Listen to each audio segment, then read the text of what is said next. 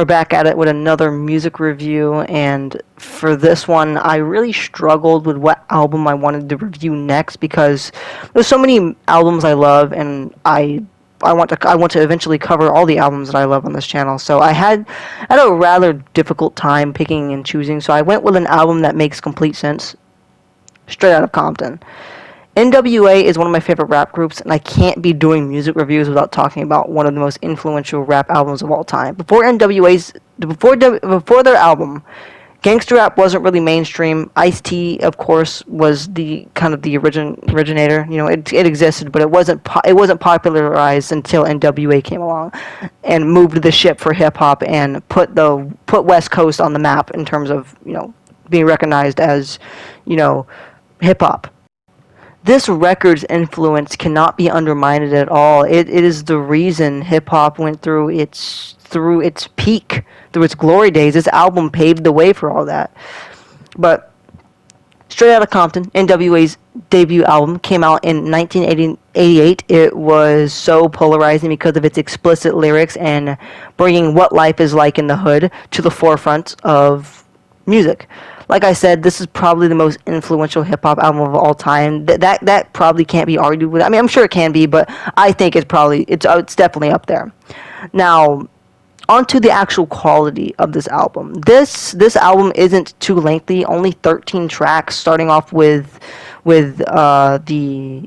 album off with the album track Straight Out of Compton. This album starts off with a bang. Everybody knows this song. It is one of the hardest songs ever. This shit doesn't waste no time. As soon as Ice Cube verse kicks in, he is immediately going at the mic and completely shredding it. Ice Cube was like, 16 or 18 when this album came out.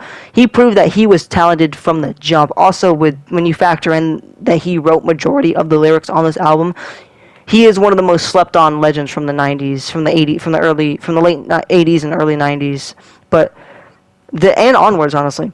But this verse is fire. That hardcore ass beat going on, and just this verse that screams fucking yeah, I'm fucking killing it, and I know it, you know, and it doesn't stop with that. The second verse from MC Ren, another underrated rapper, his verse carries that same energy from Ice Cube's verse, and his delivery and aggression is so underrated. People talk about Tupac rapping with passion and aggression, which he did, but MC Ren could do it just as good in my opinion. And you can tell this song doesn't waste any time. It doesn't really have any chorus. It just jumps from hardcore ass lyrics coming at you, and then it doesn't end with Eazy-E's verse. I prefer MC Ren's verse on this track, but E's verse is what his voice is what makes him such a must listen. He wasn't always the most lyrically talented rapper, but his fucking chill, cool ass voice is what makes his raps shine.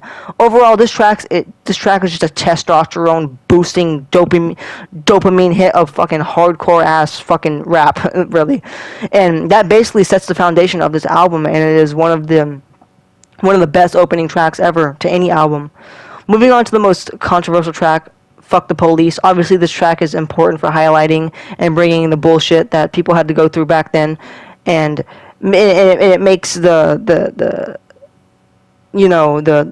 already makes this track meaningful and making it have a heavy impact. That being said, that alone is enough to make this track stand out. But the overall performance and quality of this track cannot be undermined either. Like I said, this album, the song rather, adopts the aggressiveness of the last track and amplifies it with, and again, this track opens up with Ice Cube just spitting, just straight going at it with a flow that never really drops off, and then it immediately picks back up, and it never drops off ever, and it immediately picks itself up again with MC Ren's verse, who kills it again on this track and brings that fucking passion, that aggressive, that fucking hard ass killing voice.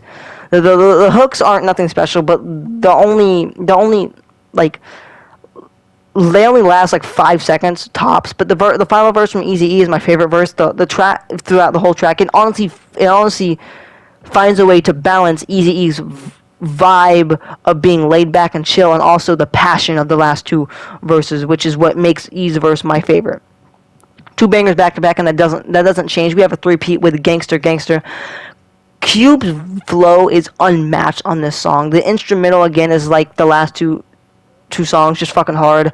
The flow of Cube is what makes this song so fucking fire. The hook isn't really nothing special again, but just like the last two tracks, it doesn't really last long. E's verse is great as well. Like I said, he didn't have the most diverse vocabulary when it comes to hip hop. It's just the way he rapped that makes him one of my favorite rappers of all time.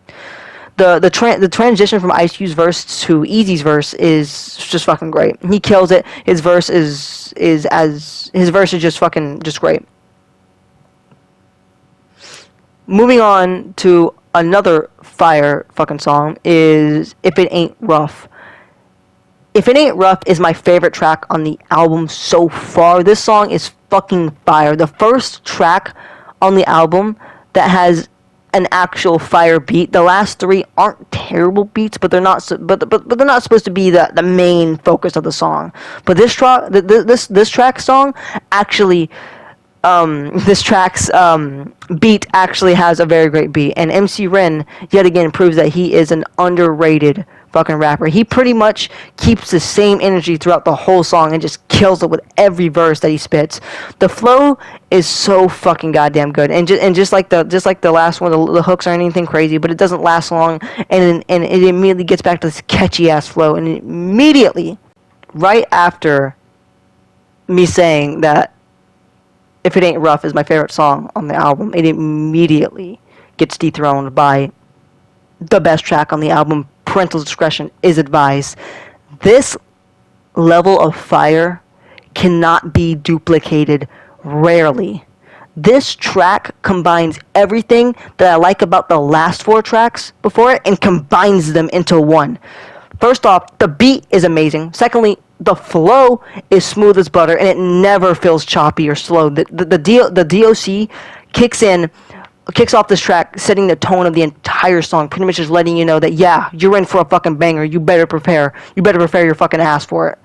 And Dr. Dre lays his first verse of the album and kills it with that flow, that fucking fire ass flow. The goddamn, it just flows so fucking good. And MC Ren immediately picks up and almost steals the show with his verse. Almost again he steals the show, but then Ice Cube takes this one. Ice Cube takes this one with his verse. It's such a simplistic rhythm that he's rapping with on this verse, but he just makes it click. He just makes it fucking click together. Eazy-E's verse is short, but good. It's not the highlight of the track, but it's still good. It's still a good verse.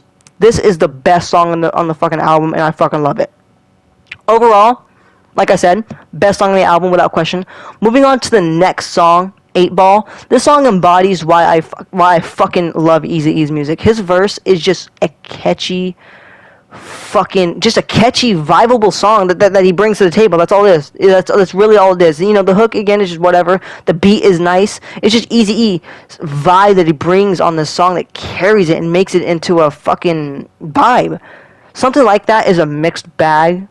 Is a mixed bag for me. It's got a nice beat. The verse where Dre and MC Ren rap on their own are great verses, and I like them. They have nice and catchy flows, but then they start overlapping each other with rapping on the same verse, and that is just fucking obnoxious. And it happens twice on the track, so I don't even know what to say about it, because it's got great quantities to it, great qualities to it, and I enjoy it to an extent. It's just when they start overlapping their lyrics together, it gets annoying. Express Yourself is Dre's first track where it's just him. I like the song. It's not the best one. It's just middle of the pack, and that's all I can really say about it. It's just a nice. It's just a nice song. I mean, it's fine. It's nothing crazy. It's not gonna jump out at you. It's just like I said, middle of the road. Compton's In the House is another weak track in my opinion. Again, it's not garbage. It just doesn't really have any energy to it. In none of the verse, its beat is not bad. I mean, this is easily the weakest track of the album thus far. Moving on to another song, I Ain't the One. Shout out to the first bar.